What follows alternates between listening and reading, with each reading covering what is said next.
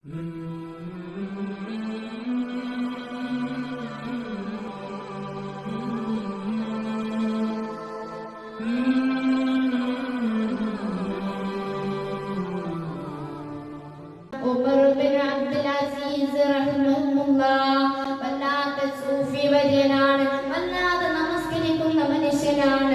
ഭക്ത പോലും ഇതുവരെ കഥാക്കിയിട്ടില്ല. എല്ലാ ഭക്തും പള്ളിയിലേക്ക് പോകുമായിരുന്നു. എല്ലാ ഭക്തും പള്ളിയിൽ നിന്ന് ജമാഅത്ത് നമസ്കരിക്കുമായിരുന്നു. എപ്പോഴും കൂടെ അനുയായികളും ഉണ്ടാകും. അങ്ങനെ ഒരു ദിവസം പള്ളിയിലേക്ക് പോവുകയാ, എന്നിട്ട് അവിടെ നിന്ന് നമസ്കരിക്കുകയാ. നമസ്കരിച്ചിട്ട് തിരിച്ചു വരുന്ന സമയത്ത് കൂടെ അനുയായികളുമുണ്ട്. അങ്ങനെ അതാ ഉമർ ബിൻ അബ്ദുൽ അസീസ് റഹ്മത്തുള്ളാഹിയുടെ കണ്ണിലതാ ഒരു ഖബർ പെടുകയാ. ആ പഴക്കമേറിയ ഖബർ കണ്ടപ്പോ ആ ഖബറിനെ തന്നെ നോക്കിയിട്ട് അവിടെ തന്നെ നിൽക്കുകയാ, അനങ്ങുന്നില്ല. കുറച്ചു സമയം അങ്ങനെ തന്നെ നിൽക്കുകയാ. ഇത് കണ്ടിട്ട് അനുയായികളെ ചോദിക്കുകയാ, എന്തേ നിങ്ങൾ വരുന്നില്ലേ എന്ന് ചോദിച്ചപ്പോ ഉമർ ബിൻ അബ്ദുൽ അസീസ് റഹ്മത്തുള്ളാഹി അവിടുന്ന് പറയുകയാ, നിങ്ങൾ പോയിക്കോളൂ എന്ന് പറയുകയാ. വീണ്ടും ചോദിച്ചപ്പോഴും ആ മറുപടി തന്നെ. മൂന്നാമത് ചോദിക്കുകയാ. അപ്പൊ അവിടുന്ന് പറയുകയാ, ഞാൻ ഈ ഖബർ കാണേണ്ടവനല്ലേ, ഞാൻ ഈ ഖബറിന് കടക്കേണ്ടവനല്ലേ, ഞാൻ ഈ ഖബറിന്റെ സുഖവും ദുഃഖവും ഒക്കെ അനുഭവിക്കേണ്ട ആളല്ലേ, ഞാൻ ഈ ഖബർ അനുഭവിക്കേണ്ട ആളല്ലേ. അതുകൊണ്ട് ഈ ഖബറിന്റെ അടുത്ത് ഞാൻ കുറച്ച് സമയം ചെലവഴിക്കട്ടെ എന്ന് പറയുകയാ. അങ്ങനെ അനുയായികളെ തിരിച്ചുപോയി. ഉമർ ബിൻ അബ്ദുൽ അസീസ് റഹ്മത്തുള്ളാഹി ഖബറിന്റെ അടുത്തേക്ക് നടന്ന് നീങ്ങുകയാ. ആ ഖബറിന്റെ അടുത്തെത്തി അവിടെ ഇരിക്കുകയാ. അവിടെ ഇരുന്നിട്ട് ആ ഖബറിനങ്ങ് കെട്ടിപ്പിടിക്കുകയാ. കെട്ടിപ്പിടിച്ചുകൊണ്ട് പൊട്ടിക്കൊണ്ട് കരയുകയാ. കുറെ സമയം അങ്ങനെ കരയുകയാ. കരച്ചിൽ നിർത്തുന്നില്ല. ആ കരച്ചിൽ കണ്ടിട്ട്, ആ സങ്കടം കണ്ടിട്ട് ആ ഖബറിന് പോലും സഹിക്കാനായില്ല. ആ ഖബറുണ്ടല്ലോ, മുഅ്മിനെ ശ്രദ്ധിച്ച് കേട്ടോ, ആ ഖബർ അവിടെ നിന്ന് സംസാരിക്കുകയാ. നീ ആരാണ്, നിനക്ക് എന്താണ് വേണ്ടതെന്ന് ചോദിച്ചപ്പോ ഉമർ ബിൻ അബ്ദുൽ അസീസ് റഹ്മത്തുള്ളാഹി അവിടെ നിന്ന് പറയുകയാ, എന്റെ പേര് ഉമർ ബിൻ അബ്ദുൽ അസീസ് എന്നാണ്. എനിക്ക് നിന്റെ വയറ്റിൽ കിടക്കുന്ന മനുഷ്യന്റെ അവസ്ഥയൊന്ന് പറഞ്ഞു തരാമോ എന്ന് ചോദിച്ചപ്പോ ആ ഖബർ അവിടെ നിന്ന് പറഞ്ഞു കൊടുക്കുകയാ, ഞാൻ എന്തെങ്കിലും പറഞ്ഞു തന്നാൽ നിനക്കത് വിഷമമാവും, നിനക്കത് സങ്കടമാവും, അതെനിക്ക് താങ്ങാനാവൂല എന്ന് ആ ഖബർ പറയുകയാ. ആ സൂഫി വര്യനായ ഉമർ ബിൻ അബ്ദുൽ അസീസ് റഹ്മത്തുള്ളാഹി വീണ്ടും ചോദിക്കുകയാ, എനിക്കൊന്ന് പറഞ്ഞു തരണേ, ഞാനും അതനുഭവിക്കേണ്ട ആളല്ലേ എന്ന് പറഞ്ഞപ്പോ ആ ഖബർ അവിടെ നിന്ന് പറയുകയാ, മസക്കത്തുൽ അക്ഫാൽ വസദഖത്തുൽ മുഖലതൈൻ വഅഖല്ലതുലഹുമാ. എന്റെ വയറ്റിലേക്ക്, എന്റെ ഉള്ളിലേക്ക് ആരെങ്കിലും കടന്നു വന്നാൽ ഞാൻ അവനെ കെട്ടിപ്പിടിച്ചുകൊണ്ട് സ്വീകരിക്കുകയാ. എന്നിട്ട് അവന്റെ കഫത്തുണി ഞാൻ വലിച്ചു കീറുകയാ. എന്നിട്ട് അവന്റെ കണ്ണ് രണ്ടും ഞാൻ കുത്തിപ്പൊട്ടിക്കുകയാ. തീർന്നില്ല. അവന്റെ തലച്ചോറിലൂടെ പുഴുക്കൾ ഇങ്ങനെ അരിക്കുകയാ. അതിന്റെ വേദന സഹിക്കാനാവാതെ അവനിങ്ങനെ പുണയുകയാ. വീണ്ടും ആ പുഴുക്കൾ ഇങ്ങനെ അധികരിപ്പിച്ചുകൊണ്ടിരിക്കുകയാ. പുഴുക്കൾ തീരുന്നില്ല. അവന് വേദന കൊണ്ടിങ്ങനെ പുണയുകയാ. അതാണ് എന്റെ മുഅ്മിനീങ്ങളെ ഖബർ ജീവിതം എന്നുള്ളത്. അതൊരു ചെറുതാ പറഞ്ഞു കൊടുത്തത്. അപ്പോഴേക്കും ഉമർ ബിൻ അബ്ദുൽ അസീസ് റഹ്മത്തുള്ളാഹി ആ സൂഫി വര്യനായപ്പോഴും നമസ്കരിക്കുന്ന മനുഷ്യനാ. ഉമർ ബിൻ അബ്ദുൽ അസീസ് റഹ്മത്തുള്ളാഹിയുടെ ബോധരഹിതനായി വീണുപോയി. അപ്പൊ നമ്മുടെ അവസ്ഥ ഒന്ന് ചിന്തിച്ചു നോക്കിക്കൂടെ മുഅ്മിനെ? നമ്മൾ എത്ര നിസ്കാരം ഖളാക്കുന്നുണ്ട്, എത്ര നമസ്കാരം നമ്മൾ ഖളാക്കുന്നുണ്ട്. ഒരു നമസ്കാരം പോലും ഖളാക്കാത്ത ഉമർ ബിൻ അബ്ദുൽ അസീസ് റഹ്മത്തുള്ളാഹി ചെറിയ കാര്യങ്ങൾ കേട്ടപ്പോ ബോധരഹിതനായി വീണുപോയി. അപ്പൊ നമ്മളെ അവസ്ഥ ഒന്ന് ചിന്തിച്ചു നോക്കിക്കൂടെ?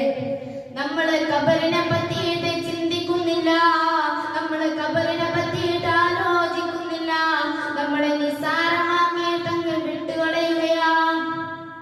ഈ ലോകത്തിന്റെ നായകൻ അഷ്റഫുൽ ഖൽഖ് ത്വാഹ റസൂലുള്ളാഹി സ്വല്ലല്ലാഹു അലൈഹി വസല്ലമ തങ്ങളുണ്ടല്ലോ, ആറ് സ്വഹാബാക്കളെ വിളിച്ചിട്ട് സ്വഹാബ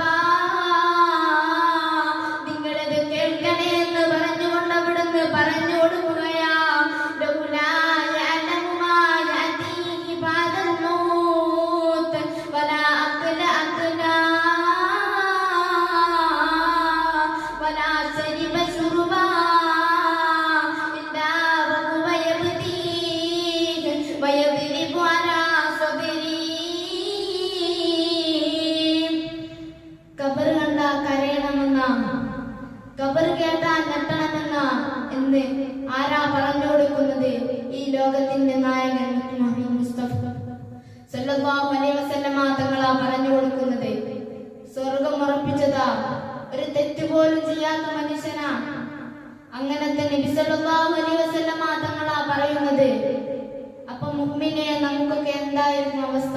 അല്ലാഹു തആല കാത്തുരക്ഷിക്കുമാറാകട്ടെ. ഖബറിനെ പറ്റിയിട്ട് ദാവാ ഉസ്താദിന്റെ ബൈത്തിലൂടെ പറയുന്നുണ്ട്. ഖബറെന്നു കേട്ടാൽ തൽക്ഷണം ഞെട്ടേണ്ടതാ, കണ്ടാലുടൻ വാ വിട്ടു നീ കരയേണ്ടതാ. മേടക്ക് പക സുബ്ഹാന റബ്ബേ അതിൽ കിടക്കേണ്ടതാ റഹ്മാന.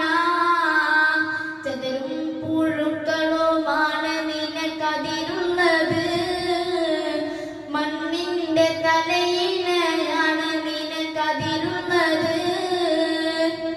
സന്തോഷമാനവകൾക്ക് നീ ചെല്ലുന്നത്, താക്കോല് ഇസ്രാഫീല് സൂക്ഷിക്കുന്നതാ.